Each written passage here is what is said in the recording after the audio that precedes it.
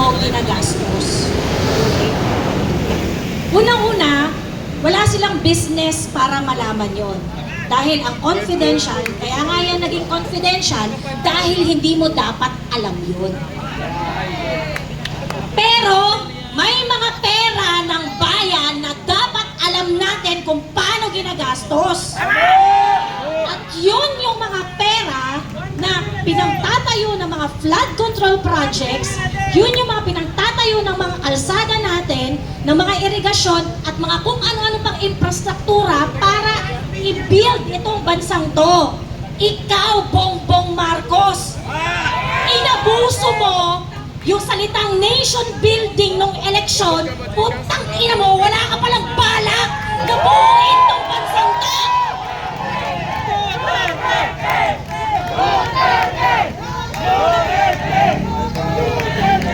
Kayong mga nasa House of Representatives na napakakukupal ninyo na magmalinis, na akala mo meron kayong amor sa paggasta ng pera ng bayan, pero hindi nyo sinasabi sa amin kung paano nyo nililiquidate ang MOOE nyo!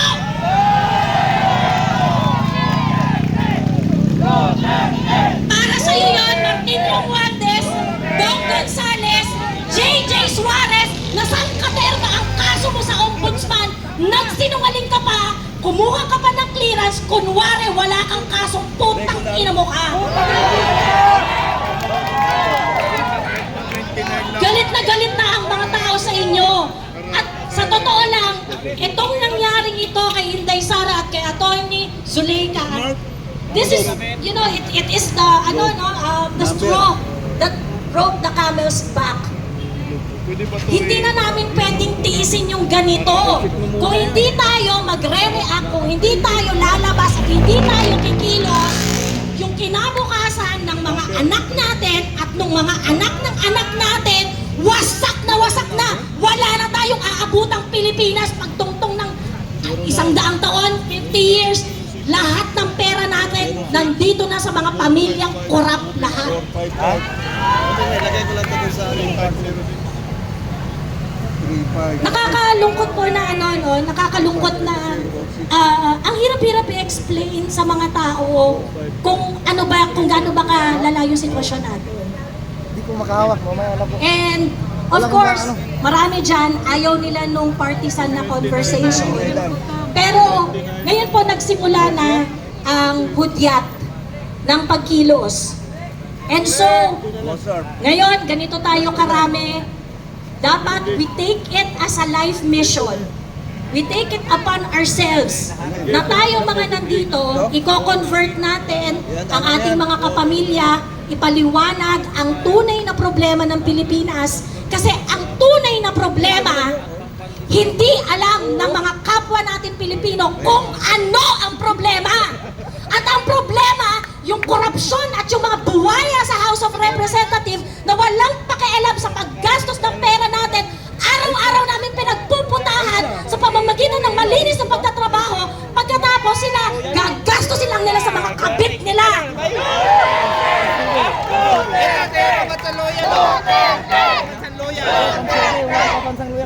Asan ba?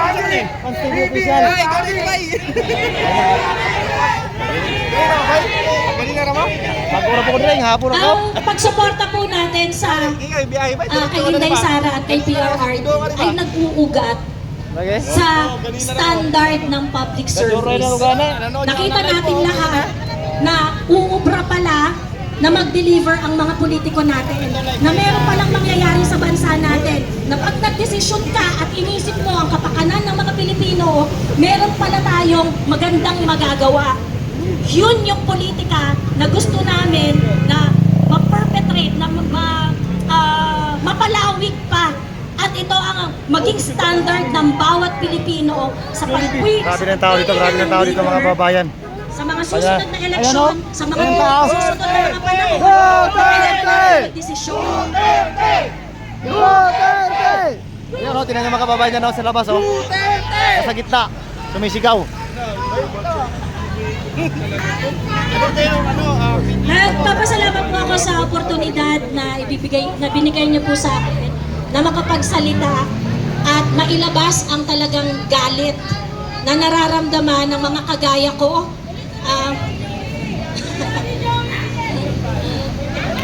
Suportahan po natin yung lumagay po tayo lagi sa tama at kung ano yung mas mapagsisilbihan ang mas nakararami.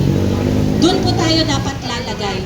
Doon po tayo dapat sa prudent spending, paggamit ng pera ng bayan na kung saan mas higit na mapapakinabangan ng mas nakararaming Pilipino. Bantayan natin ang ating gobyerno, bantayan natin ang especially itong House of Representatives Atuan na dire. na nagiging unacceptable na talaga yung kanilang ginagawa sa Smart araw-araw. ito, smart. Ito ko sana mag-vlog-vlog, paingala ba, political ba? Okay, di ba nakamaubay? Yes, oo. At bantayan din natin, no, they are not going to stop. Practice ba? Hindi sila titigil hanggat hindi nila napapabagsak yung standard natin. Yung hinihingi natin na uri ng politika at public service na deserve ng mga Pilipino. Protektahan natin yun. Ngayong gabi po, gusto ko pong maalala ng lahat na lagi itong tinatanong sa akin, Miss Joey, bakit ba tinatawag na honorable yung mga House of Representatives, yung mga senador at saka mga congressman? Bakit ba sila tinatawag na honorable? Ganito po kasi yun. Okay? Ganito po kasi yun. Okay? Yung mga kongresista natin, meron talaga silang malawak na kapangyarihan. Okay? Meron talaga silang malawak na kapangyarihan. At ang naglilimita sa kanila ay ang honor na protektahan ang kapakanan ng mas nakararaming Pilipino. Ginagawa ba yon ng mga buwaya dyan sa House of Representatives? Hindi! Busy sila na pabagsakin ang mga kalaban nila. Ipasara ang SMNI, babuyin ang KOJC, ilagay si Atty. Zulega sa Women's Correctional, ipahiya si PRRD sa walang humpay na inquiry sa mga bagay na naintindihan na ng mga Pilipino na matagal ng panahon na inaprubahan na ng mga Pilipino ang war on drugs ni PRRD, issue pa rin sa mga tanga. Ang tatanga ninyo, animal! Kapukin ang ina nyo! Sa lahat ng makakarinig po at sa lahat ng makakabutan ng mensaheng ito, kung ang inyong congressman ay naging daan para sa ganitong kababuyan sa isang institusyon na supposedly ay lugar ng great debates, yun po yung House of Representatives. Kaya nga kayo honorable dyan mga putang ina nyo. Kasi dapat nag-aaway-away kayo para pag-isipan kung ano ang mas makakabuti para sa amin. Hindi kung ano ang mas ikayayaman ninyo. Mga buhaya kayo! Duterte! Duterte! Duterte! Duterte! Duterte! Duterte! Duterte! Pakinggan nyo! BBM! Tandaan po natin, ngayon, sana makaabot po ng mensaheng ito, tandaan po natin, ang tunay na problema natin ngayon sa lipunan ay hindi alam ng kapwa natin Pilipino kung ano ang tunay na problema. So, sa kabila ng inyong pagpapayaman sa inyong sarili sa pamamagitan ng kaalaman, na alamin kung ano ang sitwasyon natin, isa po sa mga assignment natin ngayong gabi ay pag-uwi nyo sa mga bahay-bahay ninyo, kausapin ninyo ang mga pamilya ninyo, kausapin ninyo ang inyong mga... Dire-diretso na tayo! Dire-diretso na! Oh, dire-diretso na tayo!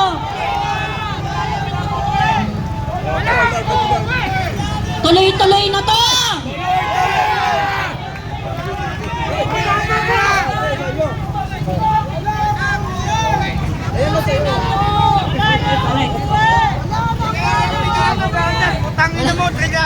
Wala na uwian to!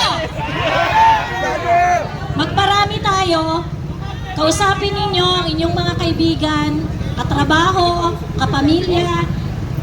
Kasi kung hindi natin gagawin to, at hahayaan natin na magtuloy-tuloy ang ganitong uri ng pamamalakad sa bansa natin, in 2 years, in 3 years, o kung 2028 umabot tayo doon, pare-parehas tayong mamamatay ng dilat sa kahirapan.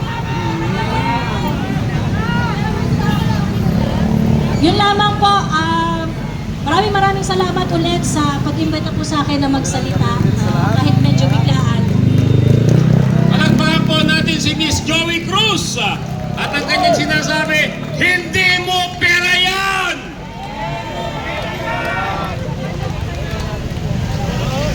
Ngayon, nandiyan na po ba si Atty. Jimmy Bondok?